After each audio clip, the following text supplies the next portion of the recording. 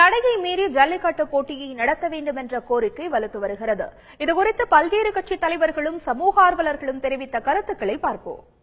இந்த தடைகளை உடைத்தெறிந்து தமிழர்கள் வீர விளையாட்டை நாங்கள் விளையாடுவோம் என்று தென் மாவட்டம் முழுவதும் இன்றைக்கு அறிவித்திருக்கிறார்கள்.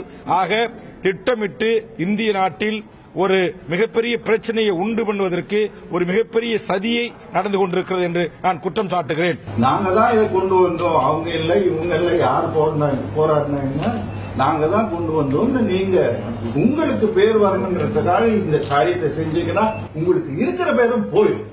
அதான் ஏன்னா உங்க விளையாட்டு அம்பலமாகும். நாளைக்கு நீங்க நான் அங்க போறதை தடுக்கிறீங்களோ இல்லையா எனக்கு தெரியாது, அலங்காநல்லூர். ஆனா நான் போறேன், போயிட்டு வர.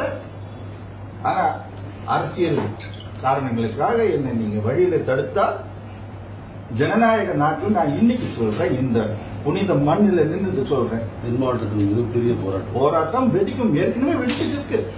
எப்பொழுதும் போல நாங்கள் இந்த மாட்டுப் பொங்கல் என்று சேவர் சண்டை, சேவக்கட்டு, ஜல்லிக்கட்டு, கெடாய் முட்டுதல், ரேக்லா ரேஸ் உள்ளிட்ட பண்டிகைகளை எங்கள் மத வழிபாட்டுப்படி நடத்துவோம். ஜல்லிக்கட்டை தடை செய்ய கோருபவர்கள் நமது நாட்டினத்தை அழிப்பதற்காகத்தான் வேலை செய்கிறார்களோ தவிர அவர்களுக்கு இங்கே நடக்கக்கூடிய குரூலிட்டி என்று சொல்லப்படும் என்பதெல்லாம் உண்மை அல்ல.